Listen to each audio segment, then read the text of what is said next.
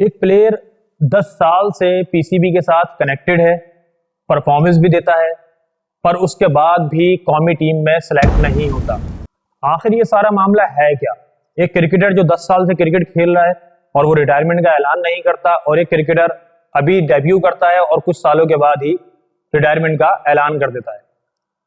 इस तमाम चीजों के पीछे क्या वजूहात हैं, आज इन तमाम बातों पर हम डिस्कस करेंगे। असल में पीसीबी किसी भी सीरीज या टूर्नामेंट के लिए 15 ओवर टीम का ऐलान करता है, जिसमें टेस्ट, ओडीआई या टी20 के प्लेयर्स शामिल होते हैं, और उन तमाम प्लेयर्स को टी20, ओडीआई या टेस्ट मैच में खेलने या ना खेलने की बुनियाद पर भी उनको उसका मुआवजा दिया जाता है। और जैसे जैसे प्लेयर्स परफॉर्म करते हैं उनको सेंट्रल कॉन्ट्रैक्ट दिए जाते हैं। सेंट्रल कॉन्ट्रैक्ट्स की 4 कैटेगरीज हैं। तमाम प्लेयर्स को परफॉर्मेंस की बुनियाद पर अलग अलग कैटेगरीज में डिवाइड किया जाता है, जिसकी बुनियाद पर उनको माहाना सैलरी ऑफर होती है, और वो माहाना अमाउंट उनको हर महीने खेले या ना खेलने की बुनियाद पर भी मिलता रहता है।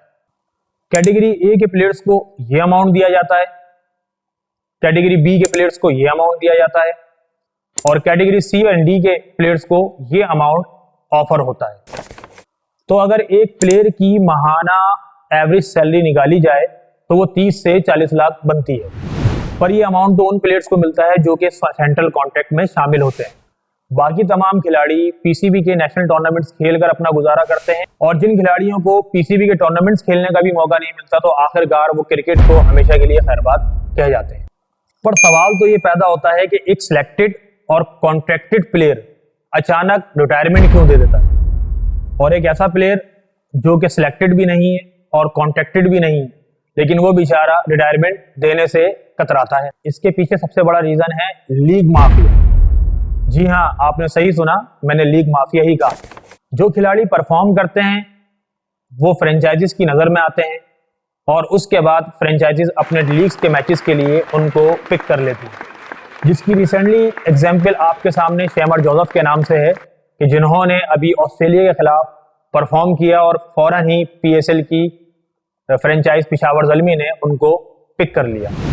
अगर कोई प्लेयर साल में सिर्फ एक लीग खेल ले तो वो कॉन्ट्रैक्टेड अमाउंट और उसकी पूरी सालाना इनकम से ज्यादा होता है, और उसका सबसे बड़ा फायदा ये भी होता है कि उसकी उस परफॉर्मेंस पर कोई सवाल नहीं उठाता, कोई उस पर तनकीद नहीं करता, क्योंकि वो नेशनल ड्यूटी नहीं निभा रहा होता, बल्कि वो एक लीग खेल रहा होता है। दुनिया में टी20 लीग्स के नाम पर कई लीग्स खेली जा रही हैं, जिनमें मोस्ट पॉपुलर लीग्स कुछ ये हैं, और इन लीग्स में जो अप्रोक्स अमाउंट एक प्लेयर को दिया जाता है वो कुछ यूं है कि आईपीएल में, पीएसएल में, 100 में, बिग बैश में, और साथ साथ आईएलटी में जो प्लेयर्स को अमाउंट दिया जाता है वो आपकी स्क्रीन पर है। और अगर इस अमाउंट को जो कि आपने देखा, इसको एक कॉन्ट्रैक्टेड प्लेयर की सैलरी से कंपेयर किया जाए तो शायद ये उससे 10 गुना ज्यादा है। तो इससे आपको पता चलता होगा कि एक न्यू प्लेयर की अचानक से रिटायरमेंट देने का रीजन क्या हो सकता है। और ये उसूल सब खिलाड़ियों पर लागू भी नहीं होता। कुछ खिलाड़ी ऐसे भी होते हैं जो इंटरनेशनल लीग्स को ना खेलते हुए अपनी नेशनल ड्यूटी को फौकियत देते हैं, और साथ में नेशनल टीम में खेलने के लिए अपनी मेहनत को जारी रखते हैं। बाकी रही उन खिलाड़ियों की बात जो कि रिटायरमेंट नहीं देते, और उनके रिटायरमेंट ना देने की वजह यही है कि उनको नेशनल टीम में मौका नहीं मिलता, जिसकी वजह से मार्केट में वो अपनी परफॉर्मेंस शो नहीं कर पाते, और उसकी वजह से फ्रेंचाइजीज उनको पिक नहीं करती।